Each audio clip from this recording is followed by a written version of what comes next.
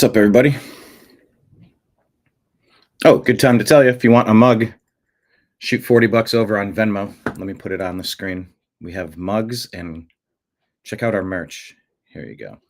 Venmo, Cash App. My name, BrianEngelman, and on PayPal, fuzzinstallment@yahoo.com. We also have coasters. So these are $40 super chats, or if you do a super chat, just shoot me an email, Brian@thenewamericanmedia, with the address. These are 30. These are sets of 4 Ohio-made, wooden, engraved The Unhappy Hour sports show coasters. And there's also 4 in this. Look how thick they are, too. Wooden, Ohio-made, laser etched. We also have pins. So the pins are $25. Each set is $30. That includes shipping. So all 3 for $75. Just shoot me a Venmo, Cash App, or PayPal. All that linked at the bottom of the screen here. And I can get those mailed out to you. If you want a mug, you can also do it through Super Chat. Just shoot me an email, Brian@thenewamericanmedia, what the Super Chat is going for. And mugs are in the New American Media. They're red, white. There's blue in there. There's some blue in there. But as I was drinking, I wanted to mention that. Folks, are you watching this Cleveland baseball team? Let's make sure both of these feeds are up. They appear to be up. Look at this. Indians. This is from the 2016 World Series. Who's that on the back? Trevor Bauer. A man railroaded by baseball, it seems. A man who was accused of things but was never found guilty and never found his career again.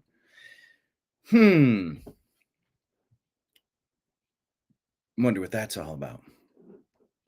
But let's get the program going. Broadcasting to you live from the Orion spiral arm of the Milky Way galaxy, the solar system, planet Earth, North America, the United States of America, no longer California, somewhere outside of the greater Cleveland area. My name is BrianEngelman. Today is Monday, September 29th, 2025.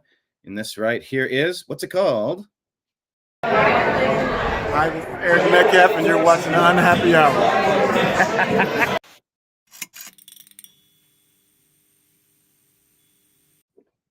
Thank you all so much for being here.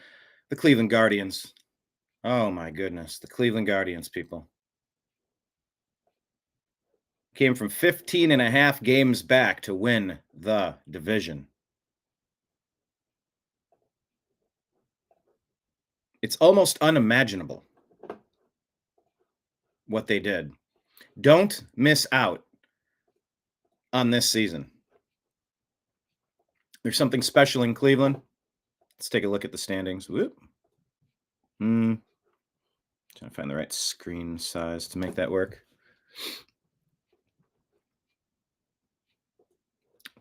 Did you see Brian Rocchio's 3-run home run in the bottom of the 10th after we fell down by 2 runs to the Rangers?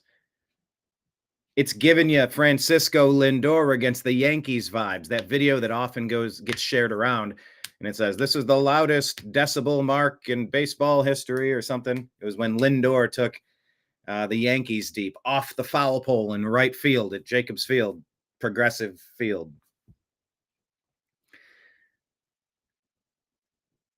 This was almost, the crowd got really quiet. And the announcers sort of did too. And I think, not Tom Hamilton, but the other guy, it sounded like he thought it was going to go foul. And then when it clanked off the foul pole, pandemonium broke loose.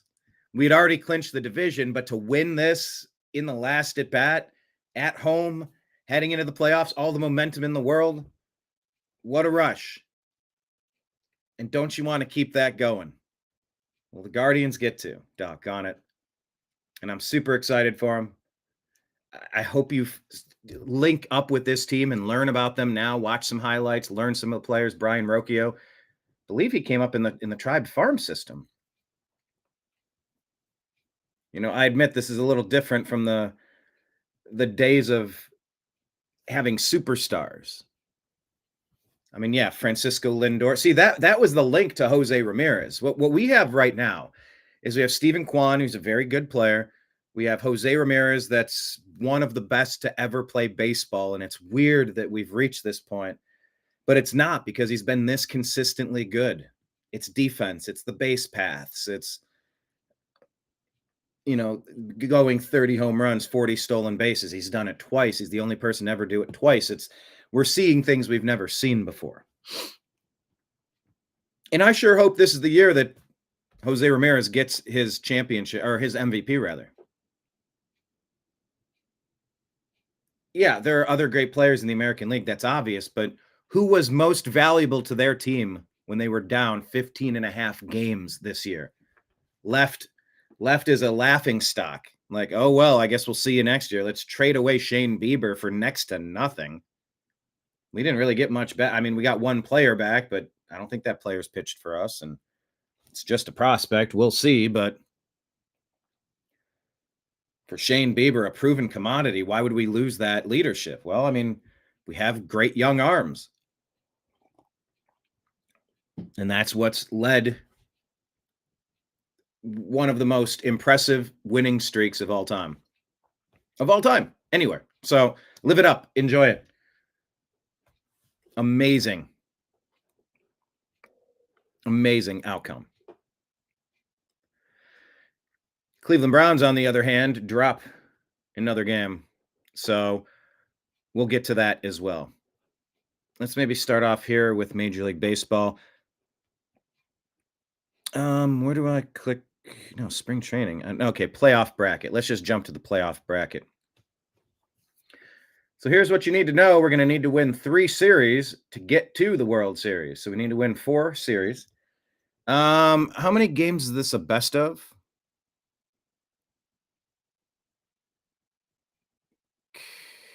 Okay, it's not saying. Best of 3, it looks like.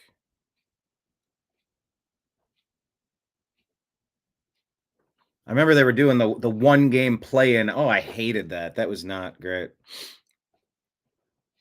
Let me double check on Grok. See, and this was also on the heels of the hit by pitch by, what was that, CJ Kafis? The hit by pitch that got the Guardians at least a tied. We won a game by on a hit by pitch. Like, it's Jose and a whole bunch of players who are getting things done all around the field, and definitely on the mound. It's a team effort, and we are replaying the movie Major League right now. We were so far behind, it's like we took a little piece of clothing off of the owner every day, and it's like, oh, well, if we can win every game, we can probably make our way back in it. And we barely did, and then we did, and then we got the division title, not just sliding in with a loss. I mean, an epic energy building moment for the city. Those fans, like, that's a jolt of that's a jolt of adrenaline for them. And that's what playoff baseball is all about. This is a fantastic story. It's the best story in sports right now. Get out and watch it, support it, learn about your players, watch some games. Maybe this is the year. Why not? Why not us? We won our division. We're as good as anyone else that won their division. Well, no, you're not. You know what? That's why you play the games. In football, they say any given Sunday. Well, all right. Let me double check with Grok. American League Wild Card Series, is it best of 3? I think that's what it's saying. I just want to quadruple check. Yes. So we got to win 2 games.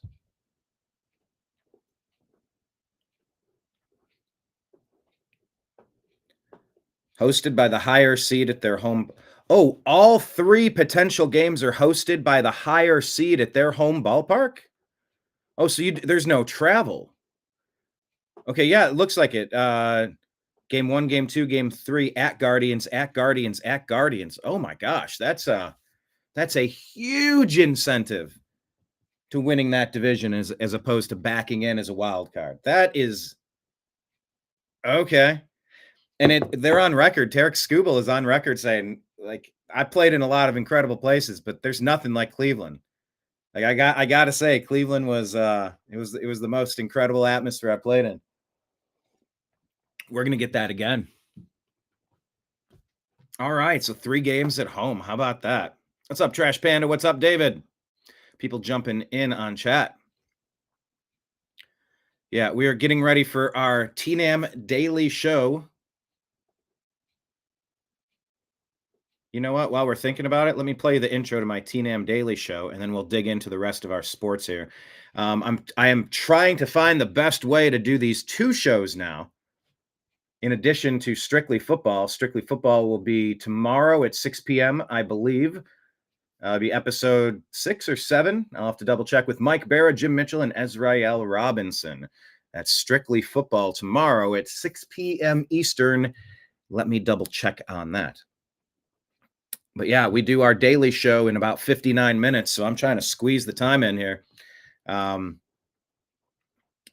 I got the regulars coming in from my other show, but they're jumping in here, and look, it's the baseball playoffs. Let me tell you about the whole rest of the league. So even if you're not a Tribe fan, you can get something out of this. So the Tigers play the Guardians, the 6 seed against the 3 seed, starting at 1 p.m. tomorrow. Why are they doing 1 p.m. games? I don't like that. All right. It's going to be Tarek Skubal versus Undecided. Tariq or Tarek? Tariq Skubal? Tarek? Let me make sure you can read this. Yes, you can. Okay. Yeah, Tribe have not figured out who they're going to put on the hill. The winner of Tigers Guardians will meet the Mariners. They were the number 2 seed, and they will get the bye. So they will host that. And that's going to be a what? That's going to be best of how many? I have to ask Grok. How many is the next series versus Mariners?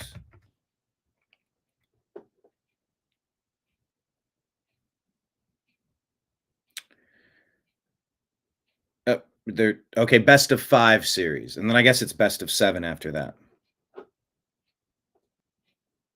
I like the best of 7. I mean, I get it. You got to kind of keep it rolling. You can't keep playing into February, but still.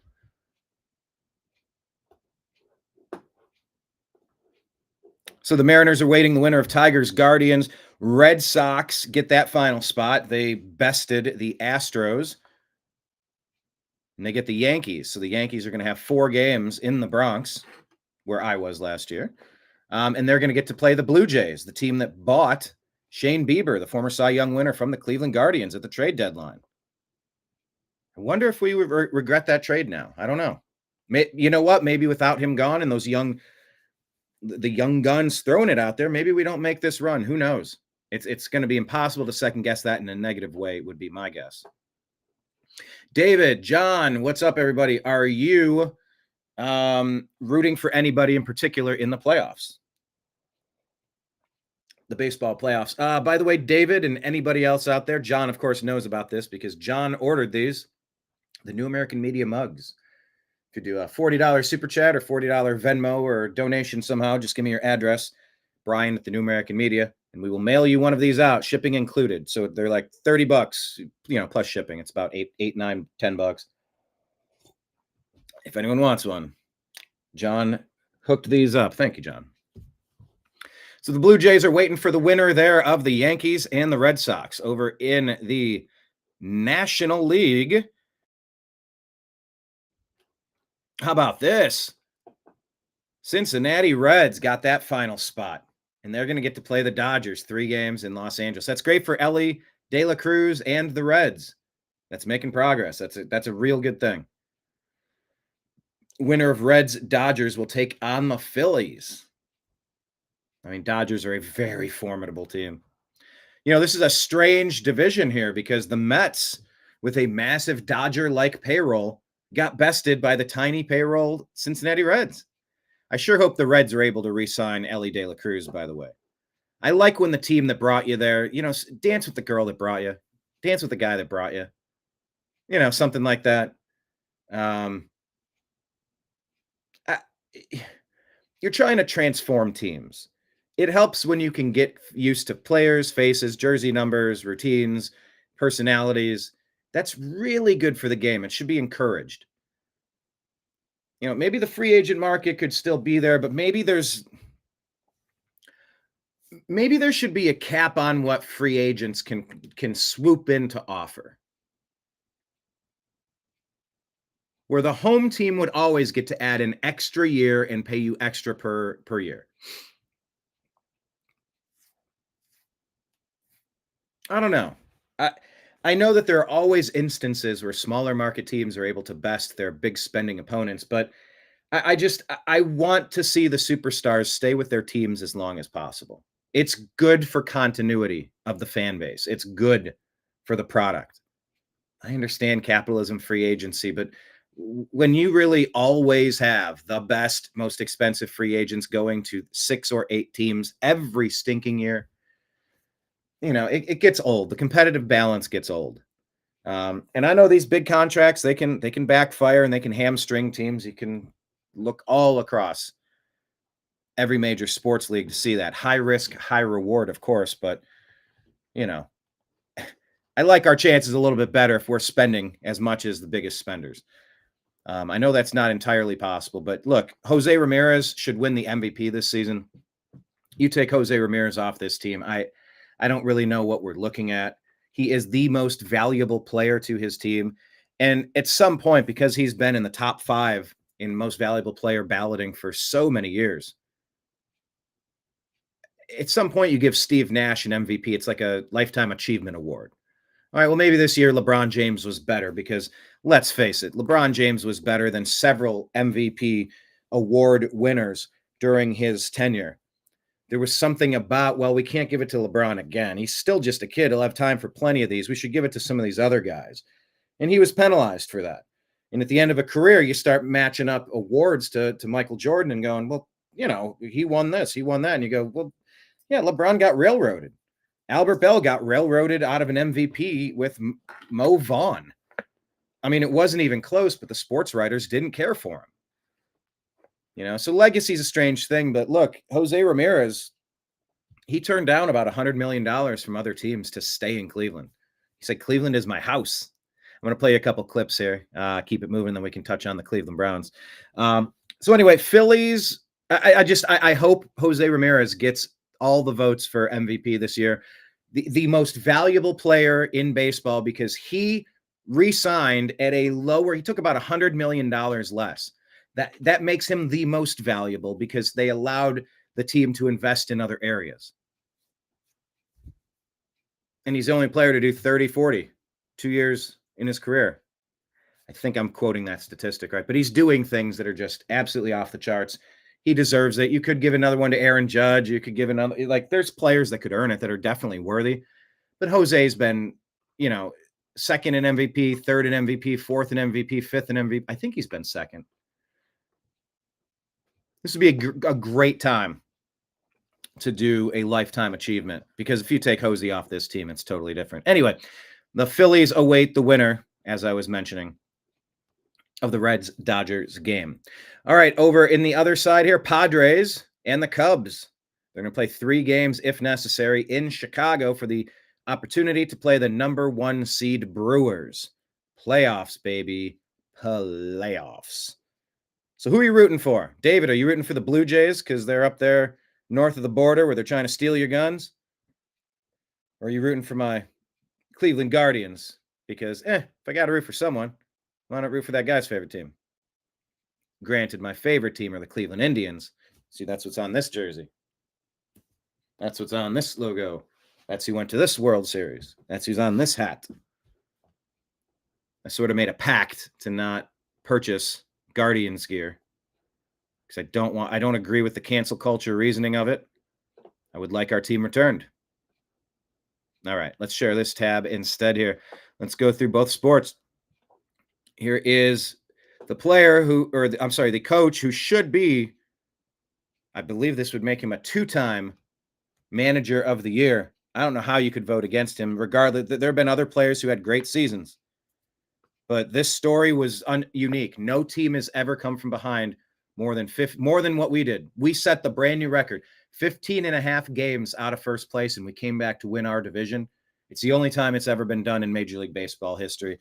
I think for that exceptional asterisk reason, This guy gets the managerial award again, but here he is talking to the team, the division champion, Cleveland Guardians. Holy crap. Holy crap is right. With everything you guys have been through, you should. The person behind the camera goes, holy crap, it's right. Holy crap, he's right. Derpy Entertainment. Hello. You know, man, rather it be the Indians Guardians name. I think Cleveland fans can all agree seeing World Series clinch means everything. Hey, look, I'm rocking my Tribe gear forever. Tribe till I die. Roll Tribe, all of that. Yeah, Cleveland baseball is just a special thing. We've had so many great teams in our lifetimes. Who was your favorite team, Derpy Entertainment? Who was your favorite Indians Guardians team? Do you have a favorite year? Was it 2016 in the World Series, Indians? This year with the Guardians, I don't know how old you are. Do you go back to Albert Bell, Manny Ramirez, Jim Thome, Kenny Lofton, Carlos Baerga, Omar Vizquel? Thome, Bell, Ramirez, Juan Gonzalez, Sandy Alomar, Roberto Alomar, Matt Williams, Paul Sorrento with like 38 home runs out of the number 9 slot or something ridiculous like that. There have been so many great teams. And you know what? How about this? How about Major League Baseball makes up for stealing from a work stoppage? They went on strike in 94. That 94 team had what it took to win the World Series. You know why? Because that team with that core went on to to go into the World Series against the Braves in 95. The year before we went to the World Series, we could have done back-to-back, and we could have got that experience and won a World Series then. So how about this team wins a World Series this year? Why not? If we couldn't get it in 94, why not let's get it in 2025? We've been through the lowest of the lows. Now, the lowest of the lows is probably the Cleveland Browns leaving our city, and that never happened to the Tribe, and we've definitely done our part to pack that stadium, especially when the Browns were out of town. We set that Major League Baseball attendance record.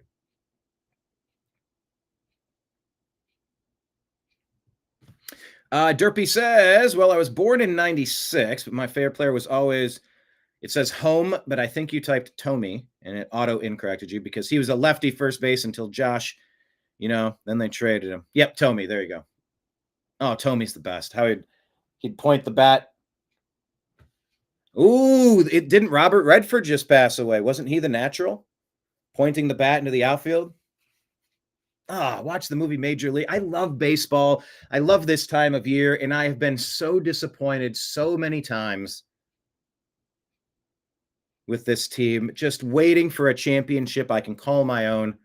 Doggone it. Why not us? Why not this year? Let's go. Catch lightning in a bottle. Yeah, Tome's great.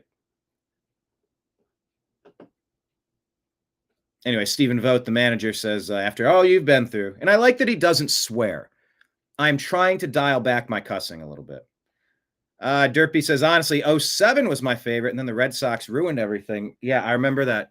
I remember watching we were up 3-1 in an ALCS, and all we had to do was go take it from the Rockies. That was very doable. We were much better. Who was that? Sabathia, but Cliff Lee was injured. Back-to-back Cy Young winners, and we trade him instead of re-sign him. And that's the thing. I don't like being the minor league system for the Yankees. I don't like having to get rid of all of our best players because you can't afford to re-sign them.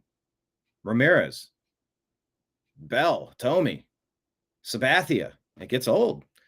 But yeah, 07. Jeez, we had that. We were up 3-1. We made blowing a 3-1 lead cool before the Warriors did it. And by the way, that would be a question of the day for you. Would you say that the Detroit Tigers blew this series? Or would you say more that the Cleveland Indians went and got it? Did Detroit blow it or did Cleveland earn it? If you got to pick one. I know Detroit had a slump, but you know what? We had a slump earlier in the year. It doesn't matter. We both had a long stretch where it didn't go well. We peaked at the right time, but I mean, we were neck and neck. Balance it out. It came down to tiebreaker points, essentially, a game or two.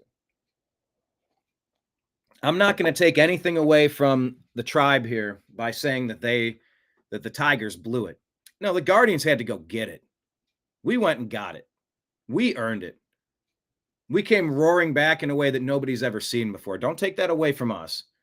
Minimize that by Yeah, the Tigers blew it. I mean, they should have had. I'm not giving that credit away. Derpy says 07 was arguably the best pitching team, and that's why. I mean, well, compare that squad to this squad. Look at the last 2 months of ERA, the win-loss record, you know? Yeah, it's you just wish you could add some of that pitching rotation to 95, 94, 97, 99. We had so many good teams in the mid to late 90s. 2016, if Trevor Bauer, if he wasn't messing around with a drone and split it open where he's bleeding all over the place, maybe we win that series against the Cubs. Maybe if there's not a rain delay. I said that God himself urinated onto the city of Cleveland and ruined our momentum from Raji Davis's home run. I don't know why that had to happen. Then they change our team name. I'm like, I'm never going to get to celebrate a Cleveland Indians championship. I refuse to accept that. What universe am I in? What parallel dimension did I waft into with all of those greatest of all time caliber teams of the Cleveland Indians? I'll never see a championship in my life. So it's tough. It's tough for me with this name change thing because it's about more than political correctness and overcorrection and politicizing and capitalizing on just selling the team out for a pointless all-star game. Hey, we'll kick you a couple of million extra dollars. We'll book this at your stadium again. But come on, I really need you to change that team name. Are you okay with that? We'll even get Tom Hanks. He's part of the woke crew. Come on, he'll come in. He'll make the commercials. Like nobody will care. It's like we care because we grew up rooting for this team and we want to celebrate an Indians championship. I'm not changing my stance on this. I'm not going to get over it. I'm going to try to not dwell on it and just keep hammering every single day. The first thing out of my mouth, I'm going to try. And I have tried. You got to give me a little bit of credit for those who've been following what we do at the Unhappy Hour Sports Show for the past 14 years. I've been very critical of this and I've made thousands of hours of content about it. But that being said, I'm super excited. Yeah, you still say Ryan Merritt should have pitched one of those games for Kluber. Yeah. And that was the one, was Cliff Lee injured for that series? So it was Sabathia and Cliff Lee was out. He was on IR, DL, whatever they want to call it. They're even changing the names of that stuff. Major League Baseball has gotten really addicted to changing things. I don't like it. You're so conservative. Why not be conservative? Why are we changing? Oh, this is the wild card format. This is the wild card format. It's a 1-game play in. No, it's 3 games. No, it's 5 games. No, it's 7 games. Wait, we're going to do this. We're going to make the bag bigger. We're going to put a pitch clock on. Like, what are we doing? Like, it's baseball. Let baseball be baseball. Well, you can't say disabled list. That's offensive. We understand what disabled means. You're not able to do something. You are dissed from being able. That's not a slur. It's not a put down. You don't need to change it. Nothing wrong with the Indians. Indians had the first Indian player, Louis Sockalexis, and opposing teams and their sports writers like, oh, you're going into Cleveland to play those Indians? We're called the Cleveland Naps, named after Nap LaJoie, a player. So they're like, well, we named our team name after players. We got an Indian. They keep calling us the Indians. Call ourselves the Cleveland Indians. You got the Boston Braves. You got the Blackhawks. You got this. You got that. The Seminoles. Everybody's naming things after Indians. We'll be the Indians. Oh, and by the way, Ohio is a huge Native American Indian area. Rural Tuscarawas County, Cuyahoga County. They're all Indian tribe areas historically. And we broke the barrier. You know, listen to stand-up comedians and hip-hop culture today. Look what they did to a term that they found offensive. They took it and they started using it and go, no, we're gonna drain that word of its power. I actually don't agree with that at all. I wish they'd just retire it so nobody says it. That's not the world that we're living in, unfortunately. But the Indians were trailblazers.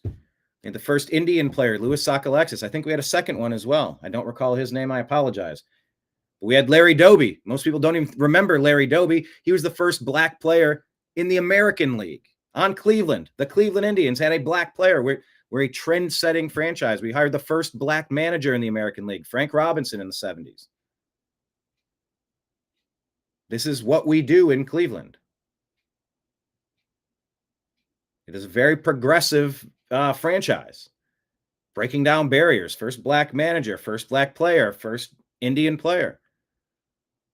And if anything, call us the Cleveland Tribe, because fine, our sensibilities may have changed over the years.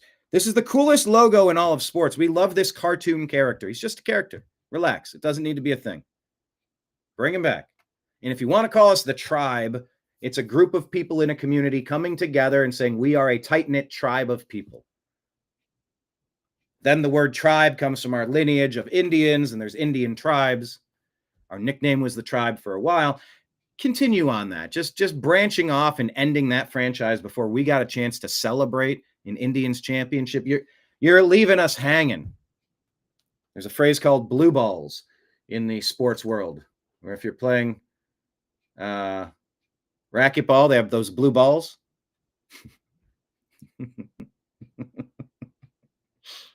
You can't get to game 7 extra innings twice. I believe that's the only 2 times that's happened in Major League Baseball history, or maybe only 2 of 3. I think I looked it up and there might have been others.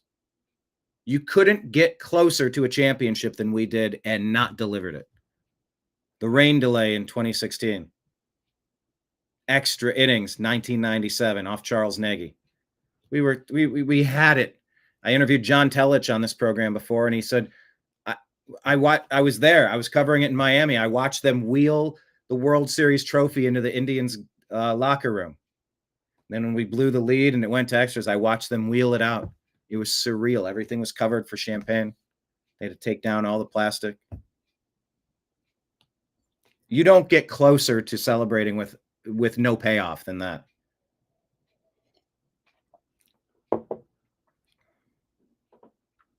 So, yeah, maybe Ryan Merritt should have pitched one of those games for Kluber. Klubot.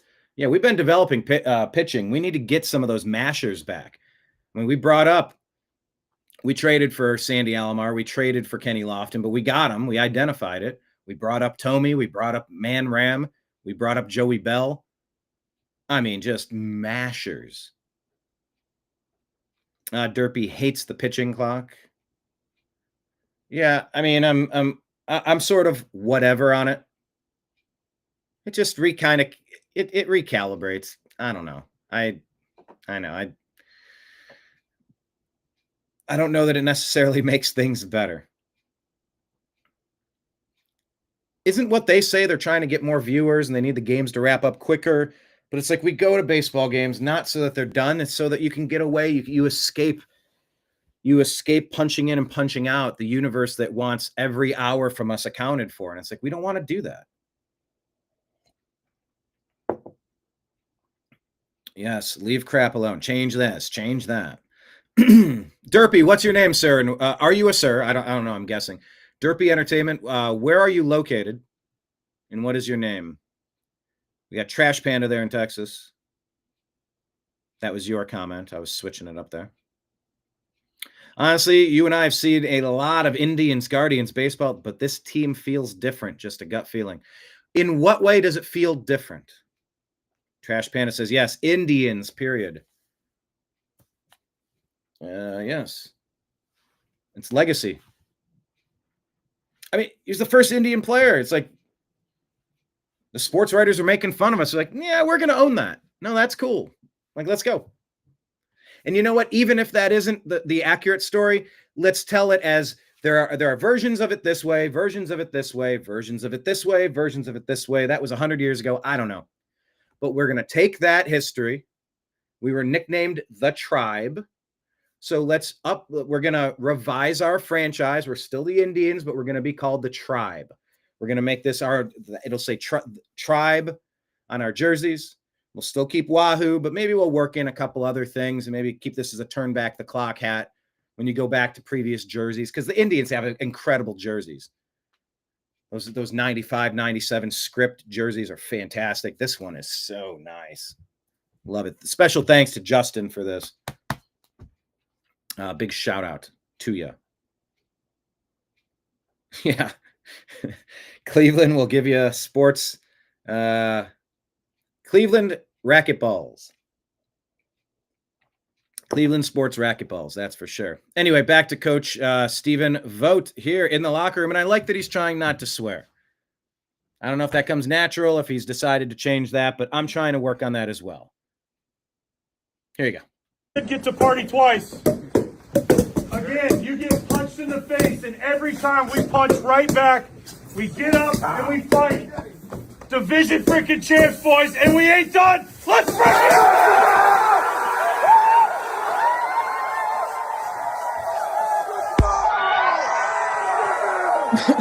And we ain't done. Holy crap. Holy crap is right. Every Holy crap is right. I want to know who was recording. Who said that? Holy crap is right. Ay, ay, ay. That was awesome.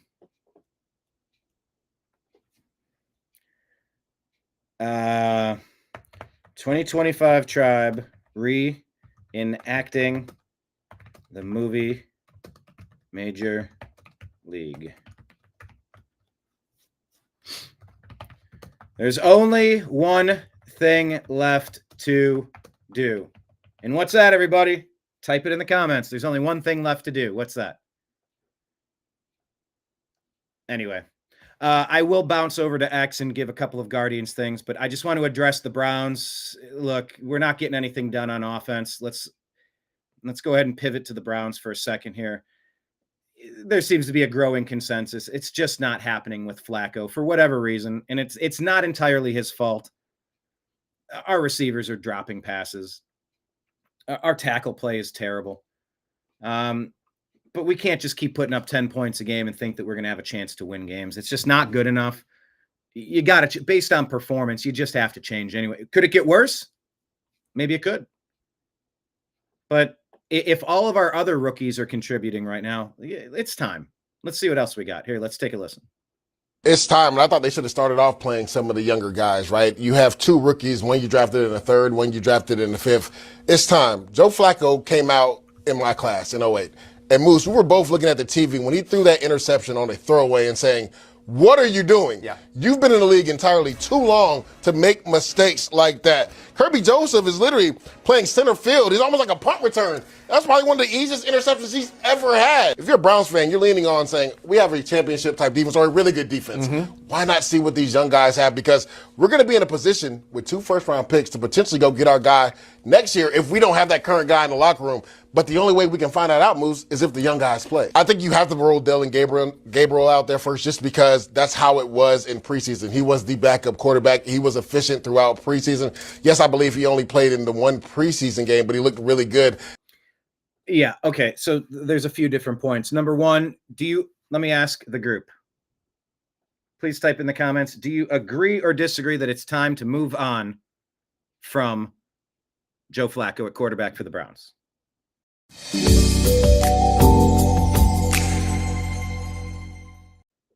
I'm going to go ahead and say yes. I agree. It is time to move on. They're just not getting it done. Judy and Fannin and just drop after drop after drop after drop. There's a lot of drops. And my comment was that the Browns, not all this can be blamed on Flacco by any stretch, but he would need to be playing near lights out to keep the rookies off the field. We have to see if they are gamers, and we need to find out immediately. You don't learn anything sitting on the bench. I like what Neon Dion said. Like, fine. You want to avoid the catastrophe of jumping in completely before you have any clue. You're totally not ready. Dylan Gabriel played like 5-6 years in college. He's ready. Drew Brees, his same size. Okay, well, is that who we have? Kyler Murray. Throw him in there. See, what can they do? You drafted him in the 5th round, play him, or 3rd round. We got him in the 3rd round. That's the one quarterback that you liked at that position. Maybe you liked Jackson Dart better, but you didn't want to expend that draft capital because you had too many holes to fill because the Deshaun Watson quarterback situation set you back so far that you've allowed other glaring problems into your team. Okay, if that's the case, fine. But I agree, it's time for a change. Now, do you make that person Shedeur Sanders or do you make it Dylan Gabriel? Dylan Gabriel was drafted 2 rounds higher. You go with Dylan Gabriel. Dylan Gabriel was a 5-year or 6-year starter at Oregon and other places. You go with him. He's got the pedigree. He played in the major programs. He's done it. He has way more experience under his belt than Shedeur Sanders. Now, maybe Shedeur Sanders with a little bit of coaching could be the better long-term option.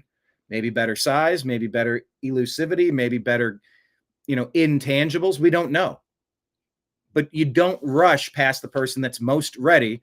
Was more draft capital expended to get him. Of course, you go with Dylan Gabriel, I would say.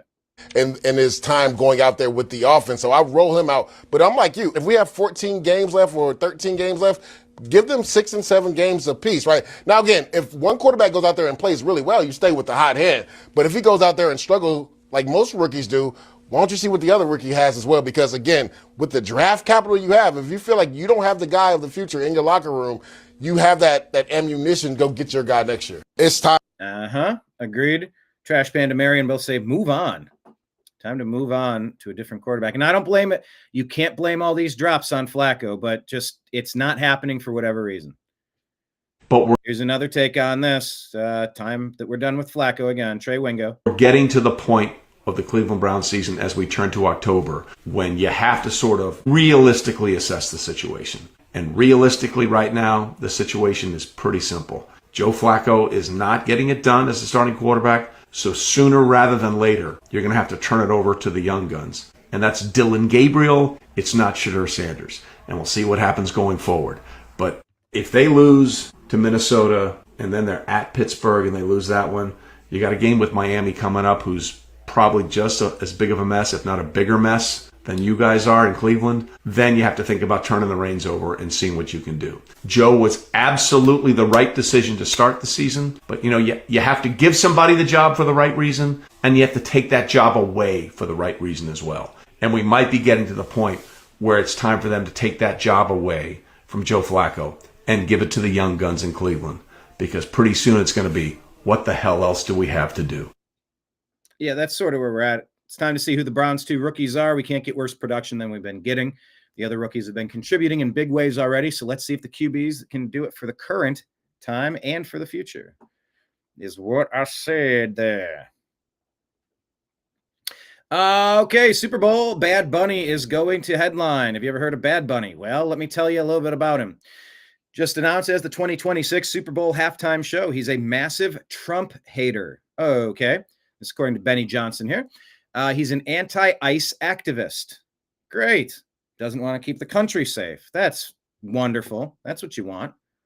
Why would you ever want to know who's hanging out in your kid's elementary school or their high school or their college? Who's indoctrinating them? Like, what kind of beliefs do they have, and what are they giving them a lot of? By the way, why even put locks on your doors?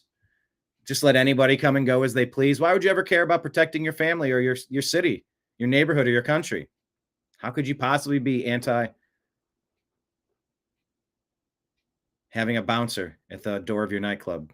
Everybody responsible would want that.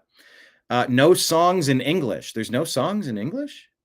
He even canceled his entire U.S. tour for this reason. He said, effing ICE could be outside my concert, and it's something that we were talking about and very concerned about. I'm not sure if that's entirely true, but I'm just learning about Bad Bunny, and it was announced yesterday, so I wanted to mention it. Tell me what you think about Bad Bunny. Is any of that debunked? Is any of that confirmed? But there you go. This is the largest division deficit overcome in Major League Baseball history, 15 and a half games back to 0 games back. The Cleveland freaking Guardians. This meme is hilarious. Kramer, what's going on in there? Cleveland won the division, Jerry. It's the Kenny Rogers Roasters. Everything was red tint for some reason. And that's hilarious. It's a great meme. Yeah, so here's a list of the players in Major League Baseball history to go 30, 40 with 5+. I don't know. What do you say? B WAR in back-to-back seasons. Jose Ramirez, last year, this year, end of list. WAR is wins above replacement. I don't know what the B part is. 5+. What is it? Does it typed out?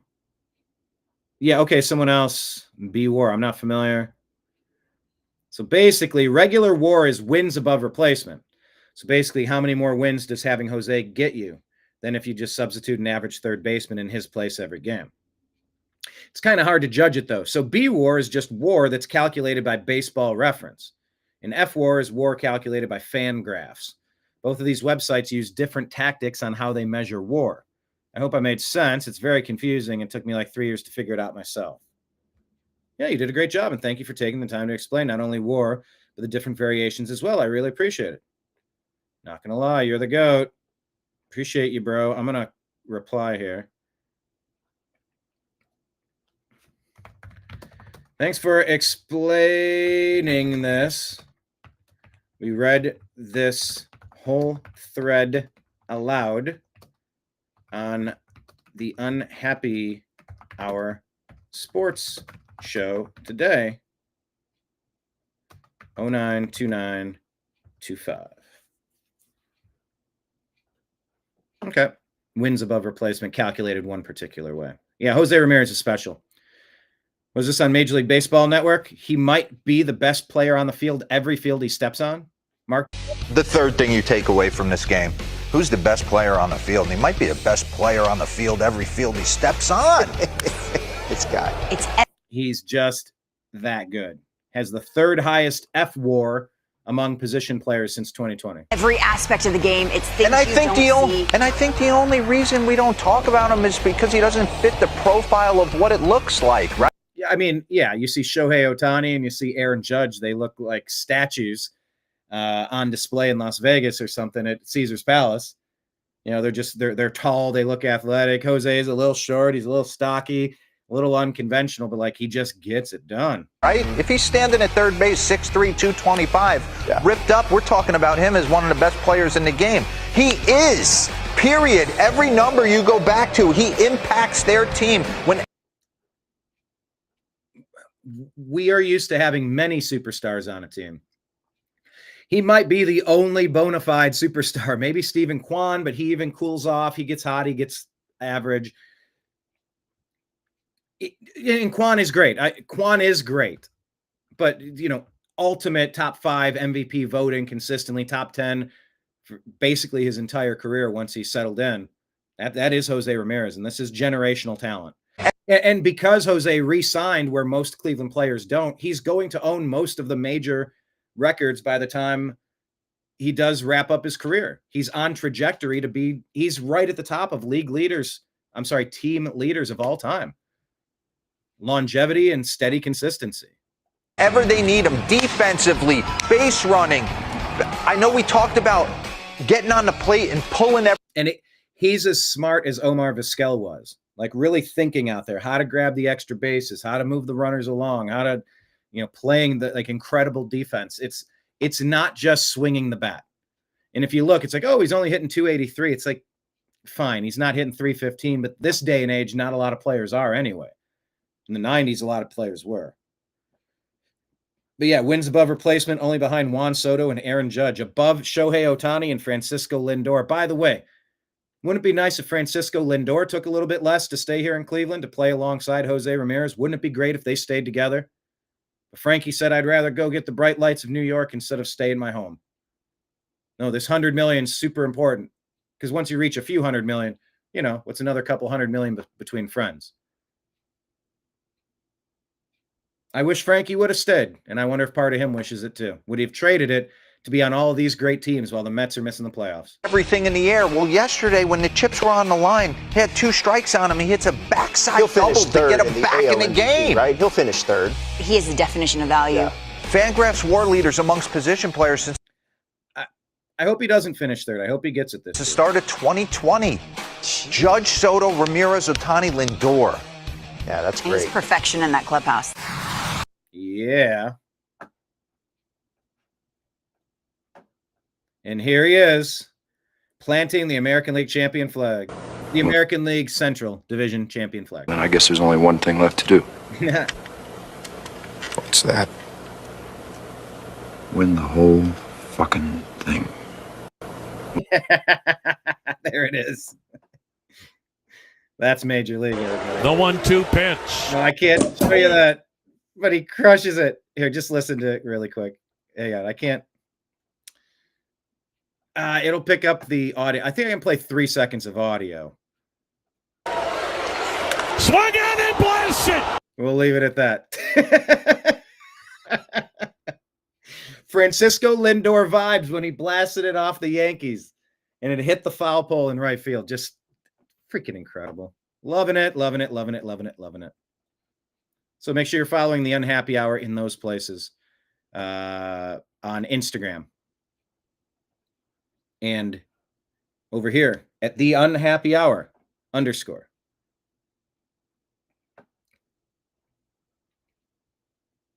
I probably need to put a new post here. I need to pin something new. Yep, here they are celebrating the the win. The American League Central Pennant. Ryan Rocchio. That's what you want to do with this crowd. Look at all the people here living in this moment. Give them those core memories. Because to somebody, this is going to be their favorite Indians team, their favorite Guardians team. And it's going to be based on moments like this where they were there with their family, the electricity coming down to the wire, final pitch. Live these moments up. Carmen and Lima. You know what? I would give you more, but I am going to have to set up my other show. Check it out. It's on our X feed at the unhappy hour _. There's good conversations to be had, and looking forward to the Tigers series. So we will be back. Let me wrap this show, and then we will launch the TNAM Daily Show for you. Thank you all for being here. If you guys, Trash Panda and Marion and David and Derpy, if Derpy wants to come over, but we're going to dump the trash on the table. That is the day's events. We're going to cover the news and see what's going on and talk about that on our next show. So while I do that, let me just say I appreciate you. I love you. And we'll talk to you again soon. Thank you very much. Take care, everybody. Peace out.